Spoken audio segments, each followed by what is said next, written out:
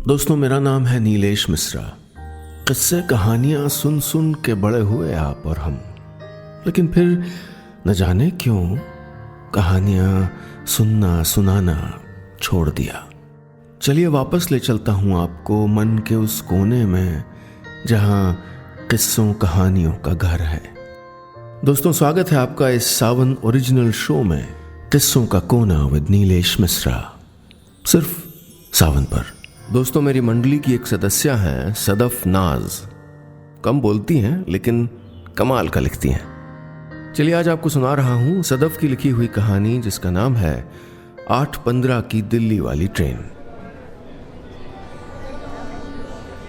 उसने बस अभी अभी 8:15 की दिल्ली वाली ट्रेन के सेकंड एसी के A2 कोच में कदम रखा ही था। वो सीट नंबर 42 ढूंढ ही रही थी कि तभी अचानक कोई उसके सर को जोर जोर से झटके देने लगा। उसका दिल सुपर फास्ट ट्रेन की तरह फुल स्पीड में धड़क उठा। सर में गोल गोल चक्कर आने लगे। लगा कि बस अब जान निकलने ही वाली है। तभी कानों में मिंटी की आवाज आई, दीवा बाजी जल्दी उठिए, आपको दादी अम्मी बुला रही ना। सब लोग ड्राइंग रूम में बैठे हैं, आपका इंतजार कर रहे हैं। मुंदी आंखों में ही दीवा ने राहत की सांस ली थी। ओ, तो ये मिंटी की बच्ची है, और वो ख्वाब था। शुक्र है वो ख्वाब ही था।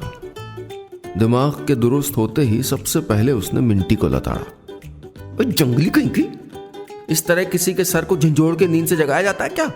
अभी मेरा हार्ट फेल हो जाता तो। लेकिन उसके सर के पास खड़ी मिंटी ने उसकी डांट को कोई खास तवज्जो नहीं दी, बल्कि वो बेहद पुरस्रार ढंग से बिल्कुल उसके कानों के पास झुक के फुसफुसा के बताने लगी, बाजी सब लोग बड़े गुस्से में लग रहे हैं। मिंटी की इत्तला ने उसे बेचैन कर दिया। तो क्या सबके सब ड्राइंग रूम में बैठे हैं? दीवा ने सवाल किया। जी, मिंटी ने जी को लंबा खींचते हुए जवाब दिया। उसके सारे सेंसेस हाई अलर्ट हो चुके थे। यूं सुबह सुबह पेशी के लिए बुलावे से उसने कुछ तो अंदाजा लगा ही लिया था। यूं भी हफ्ते भर से एहसन के बच्चे ने ब्लैकमेल करके रखा हुआ है। शायद उसने ही, छोड़ूंगी नहीं। उसने अपने कजन एहसन के बारे में सोचते हुए दांत पीसे।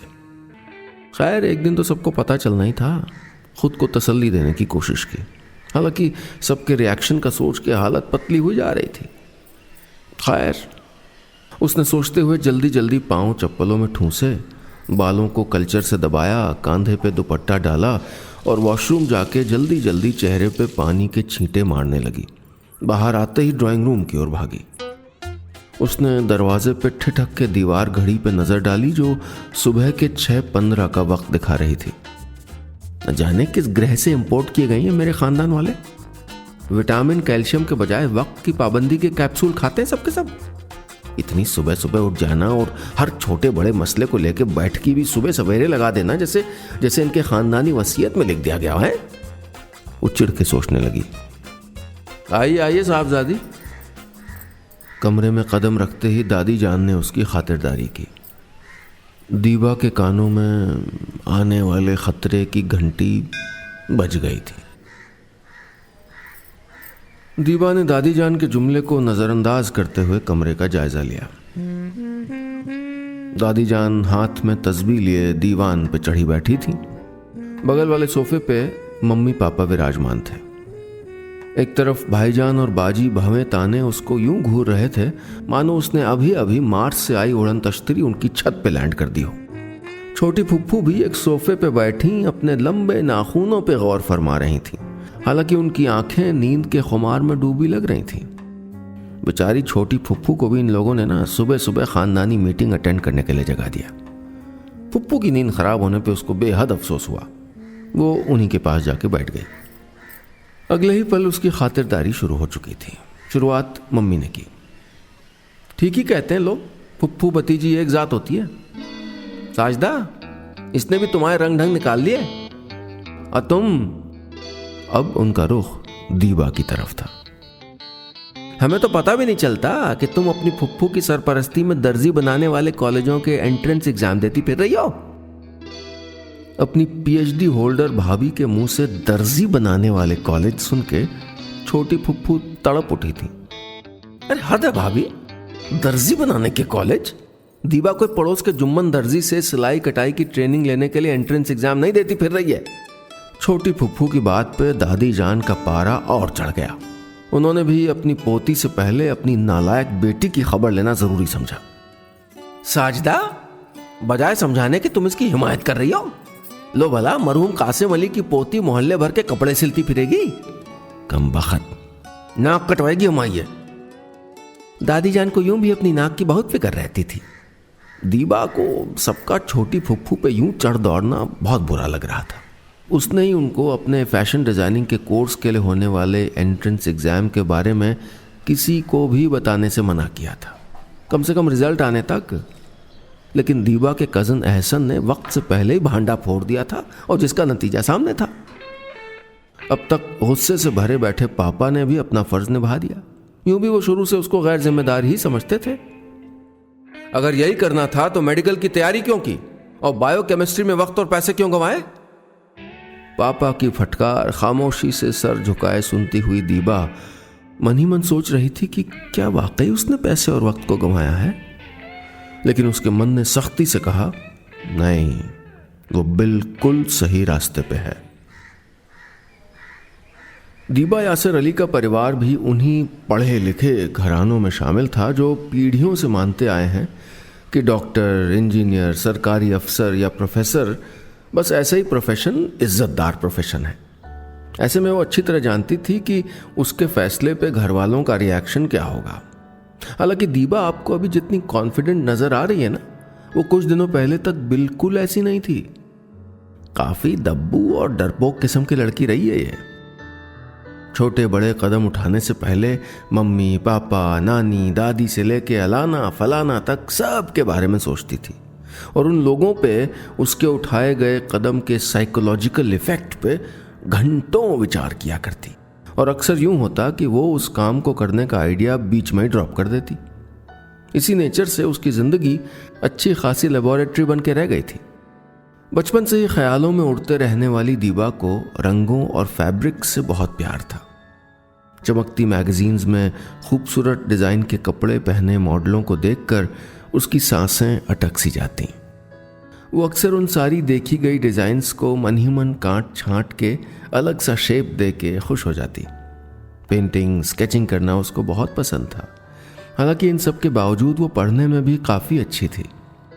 क्लास में हमेशा उसके अच्छे नंबर आया करते।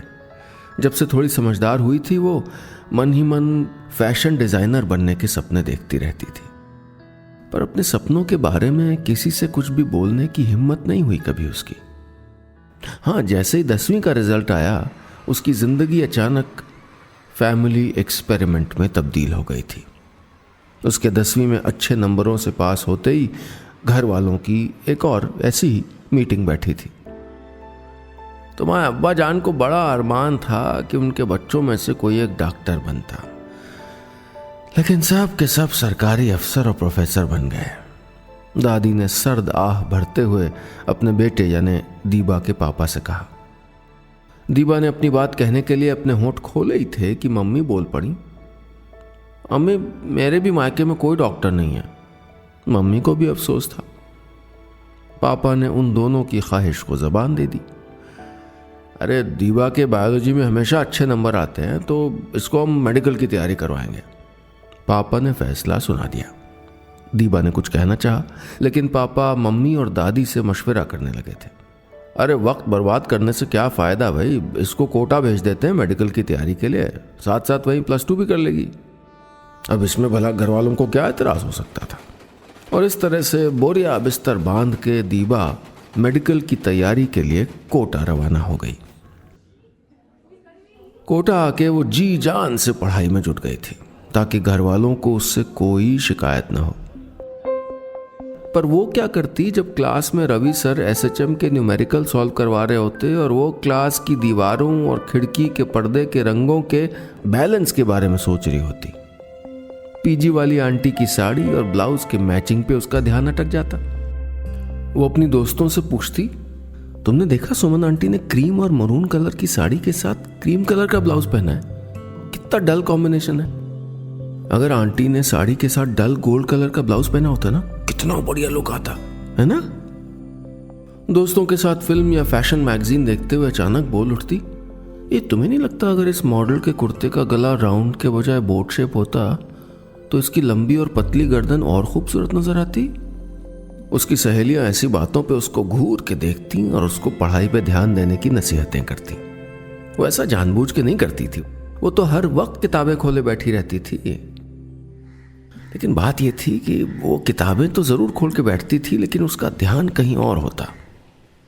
वही सब्जेक्ट्स जिनमें 10वीं तक अच्छे नंबर आए थे, अब वो ठीक से समझ में क्यों नहीं आ रहे थे।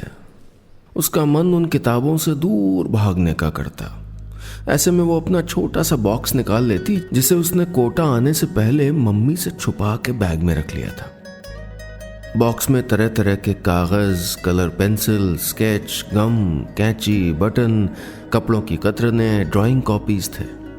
वो उन चीजों से कुछ कुछ बनाती रहती और जब जोड़ तोड़ के कुछ बन जाता तो उसका मूड फिर से ठीक हो जाता। उसकी रूममेट दीपाली उससे अक्सर कहती थी, Deeba you are a very creative person, तुझे तो फैशन डिजाइनिंग की पढ़ाई करनी चाहिए यार, यहाँ क्या कर रही है। दीपाली की बातों से उसको याद आता कि ऐसा तो सिर्फ छोटी फुप्पू ही उसके बारे में सोचती हैं। हमारी दीबा बहुत क्रिएटिव है, वो अक्सर तारीफें करती। हालांकि घर वाले उसकी क्रिएटिविटी को वक्त की बर्बादी से ज्यादा कुछ नहीं मानते थे। उन्हें तो सिर्फ उसके रिजल्ट और परसेंटेज ही समझ में आते थे। वो ये सब कुछ दुख से सोचती और फिर अपनी पढ़ाई में जुट जाती।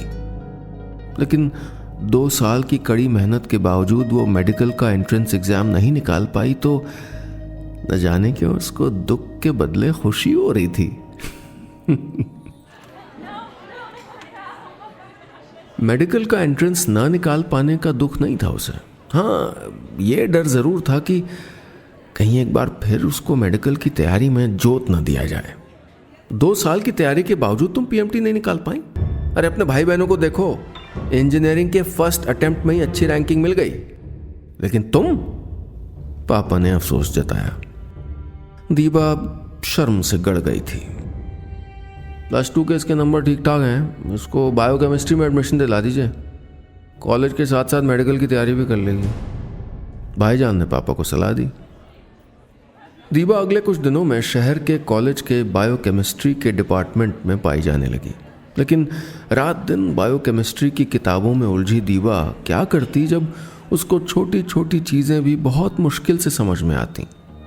अक्सर मन उन किताबों से उचटने लगता और ऐसे वक्त में वो अपनी कॉपी में तरह तरह के स्केचेस बनाने लगती। और हैरत की बात है कि इसमें उसका ध्यान नहीं भटकता था, बल्कि खुशी मिलती थी। दीबा अपने घर वालों को मायूस नहीं करना चाहती थी, लेकिन कड़ी मेहनत के बावजूद मिड टेस्ट के 3 पेपरों में फेल हो गई। सब ने अपना माथा पीट लिया। सब आप लोगों की गलती है भाई, आप उससे बेमन के काम करवाएंगे तो रिजल्ट तो यही आएगा। 2 दिन पहले मायके आई छोटी फुप्पू ने सबको लताड़ा। छोटी फुप्पू दीबा को समझती थी और दीबा को भी बचपन से वो बेहद पसंद थी। उसे उनका ड्रेसिंग सेंस, हेयर स्टाइल, उनकी पूरी शख्सियत बहुत अच्छी लगती थी। खानदान में शादी ब्याह के मौक़ों पे उनके आसपास भीड़ लगी रहती थी।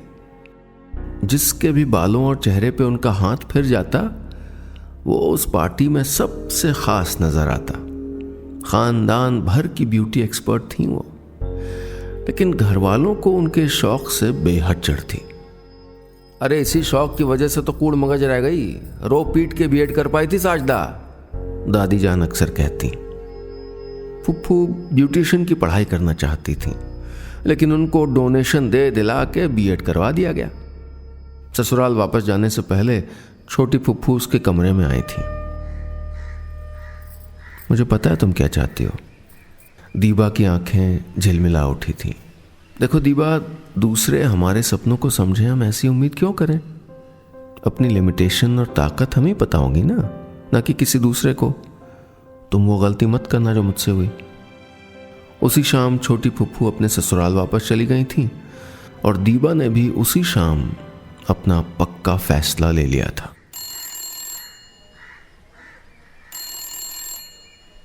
देर से फोन बज रहा था। हाँफती कांपती दादी जान ने फोन उठाया। हेलो, उधर से आवाज आई। हेलो, किससे बात करनी है? दादी ने तेज आवाज में पूछा। उन्हें थोड़ा कम सुनाई देता था। जी हम नव जागरण अखबार से फोन कर रहे हैं, दीबा यासिर अली से बात हो सकती है क्या? उधर से किसी ने पूछा। अखबार से? अरे भाई क्या मुसीबत आन पड़ी? दादी ने हड़बड़ाते हुए पूछा। जी हमें दीबा यासिर अली। अरे इस लड़की ने क्या कर दिया कि अखबार वाले इसको पूछ रहे हैं? दादी परेशान होकर बड़बड़ाई। तब तक यासिर अली आ गए। दादी ने फोन उनको थमा दिया। यासिर अली के फोन रखते ही दादी ने सवालिया नजरों से उनको देखा। अरे कुछ नहीं अम्मा, वो दीबा और हमारी तस्वीर मांग रहे थे। उसने जो इम्तिहान दिया था उसमें देश भर में 4थी पोजीशन लाई है। यासिर अली ने तफसील बताई। हैं? कपड़े सिलने के इम्तिहान में भी पोजीशन आती है? दादी हैरान थी। दूसरे दिन अखबार में नाम के साथ उसकी तस्वीर भी छपी थी। खानदान के बाकी बच्चे भी पढ़ने में अच्छे थे, लेकिन अब तक किसी ने नेशनल रैंकिंग में जगह नहीं बनाई थी। खबर छपते ही हर तरफ से बधाइयों का सिलसिला शुरू हो गया था, लेकिन घर पे किसी ने उससे कुछ नहीं कहा। ऐसा लग रहा था मानो किसी को कुछ समझ में नहीं आ रहा हो कि दीबा के साथ कैसा सुलूक किया जाए। सबने शायद इसी कंफ्यूजन में चुप शाह का रोजा रख लिया था। वो बधाइयां तो वसूल कर रहे थे, लेकिन दीबा से कुछ नहीं कह रहे थे। कुछ दिनों के बाद एक दिन पापा दीबा के कमरे में आए। दीबा, तुम्हारी काउंसलिंग की डेट आ चुकी है? जी पापा। उसने खामोशी से सर हिलाया। तुम्हारी काउंसलिंग तो दिल्ली में होगी ना? जी पापा। तुम्हें जाना नहीं है क्या? दीबा ने हैरानी से पापा को देखा। लेकिन बाकी सारे लोग? उसने सवाल किया। सब लोग खुश हैं। तुम्हारी दादी कह रही थी कि उनकी पोती ने अपने दादा मरहूम कासिम अली का नाम रोशन कर दिया है, और ये भी बता रही थी कि तुम बिल्कुल उन पे गई हो, क्योंकि सिलाई कढ़ाई में बिल्कुल उनके हाथों के जैसी ही तुम्हारे हाथों में सफाई है। पापा मुस्कुराते हुए उसको बता रहे थे।